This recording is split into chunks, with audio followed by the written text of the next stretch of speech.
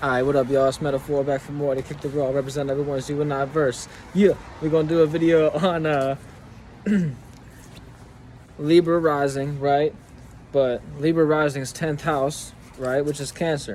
You know, it's real Halloweeny, you know what I'm saying? Gotta represent, you dig? But yeah, you know what I'm saying? Happy Halloween, if you dare, you know what I'm saying? But yeah, yeah, there's some cool shit. But yeah, okay, so Cancer in the 10th house. So the one status, right? You gotta think, I'm gonna mention this every Libra video I do in this motherfucking series, dog. Libra's opposite Aries, right?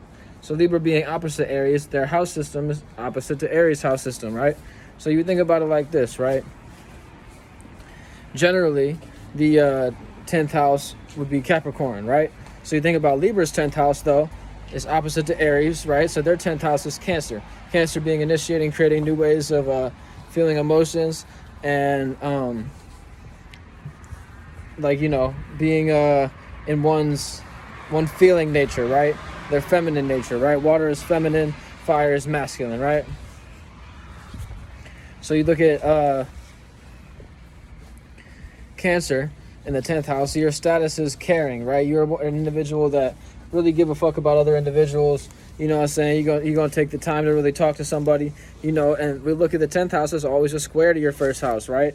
So that 10th house being a square to your first house, you got Cancer squaring Libra, right? And that square is pressure. So that square creates that pressure that is between the air and the water. So it's like between your communication and your feelings. So like if the Libra go a little bit too far with what they're saying because they feel it's too relatable, Cancer go check them. You see what I'm saying? They're going to say, look, you didn't make me feel comfortable. That wasn't relatable. You know what I mean?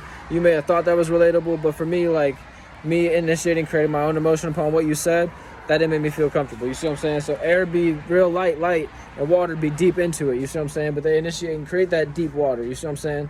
So it's like the crab could go deep if they want to. They go deep real quick. You see what I'm saying? They went real deep into what you said, Libra.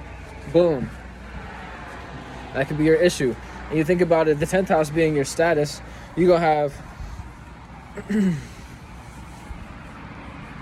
individuals in your, you know, in your career state of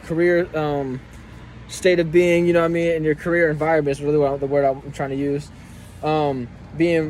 Being like real caring, you know. It's either you or they really don't care at all, right? And you either choose to care about it and talk to them about it, you know, talk it through Libra shit, or you get through it and, you know, just go through your own emotion and create your own status about it, right?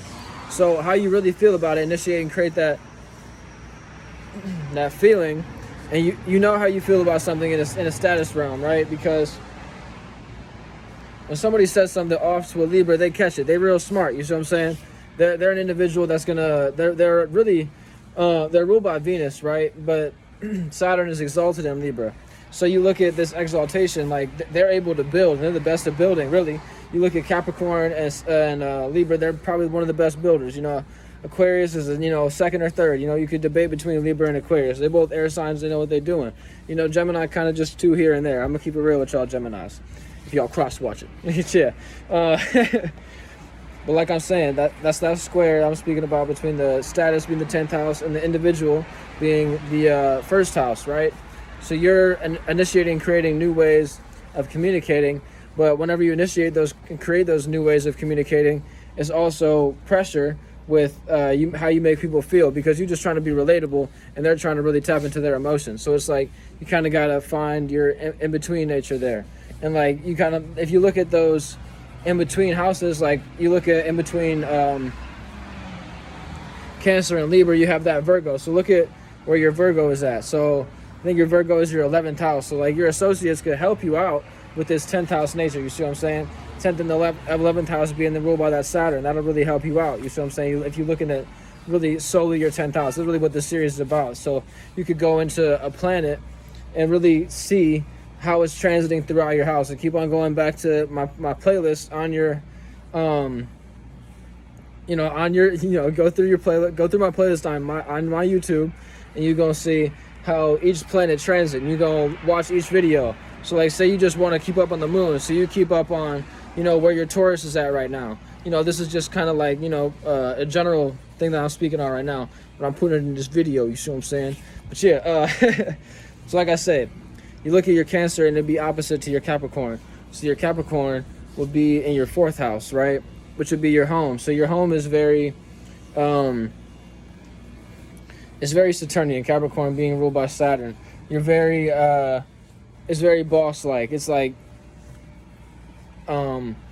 creating a status in the home, and it's like, this is how it is. There's nothing else, nothing more, nothing less to say about it. This is how it is, and no questions asked. If you ask questions, they may be considered, but they're going to be probably turned down, with the answer of, you trying to make that the solution. You dig what I'm saying? That Capricorn don't play around at all. But that'd be looking at your opposition to your 10th house. If you look at the 4th house being your privacy in your home, it'd be opposite to your status. So like whenever you leave the home, you now have a status from what you left the home with. You know what I mean? It's like that opposition that works hand in hand. You could look into your sextiles, all that kind of thing, that'd be your sextiles to your 10th house would be your 12th house, which would be Virgo, I'm sorry. We're looking at, I messed that up. Your 11th house, I'm pretty sure. So you look at it. Libra being the 1st house, right? 12th house being Virgo. Yeah, that's what it is. My bad. Not your 11th house. When I was talking about the 11th house, I meant to say Leo. So you gonna want to look at Leo for your 11th house. But I'm talking about, like, you look at your dreams. People that associate with your dreams. I meant to say that's your Virgo. Looking at your mutable in between that square that I was speaking on earlier.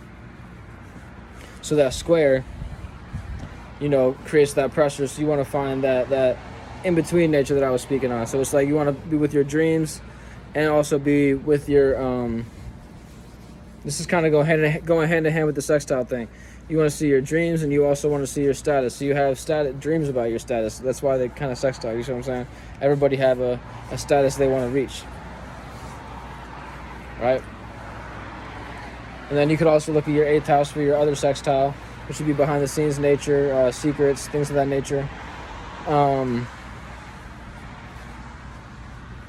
we look at if you have Cancer in the 10th, then you have Gemini in the 9th. Yeah, because it's opposite. So then your 8th house would be Taurus, right? So you look at the 8th house being Taurus, is fixed earth, being maybe stubborn or consistent in their own way of creating logistics or practicality. So like it's like Taurus, like the work sign. So once they see how something works, there's really difficult to change it. And that's why it's kind of having a difficult time in Uranus right now. You see what I'm saying? That's a whole other video we're gonna do at a later date. You see what I'm saying? Uranus is a 7-year transit, so we got time. You dig? But yeah, like I say, you can look at all those kind of aspects throughout all your chart. You know what I mean? Just keep on going through my playlist, and you'll look at how I'm talking about these sextiles, and you can see how they relate into each other. But yeah, have a good one, y'all. Appreciate y'all watching. You know what I'm saying? Holla at me at conscious1347@gmail.com if you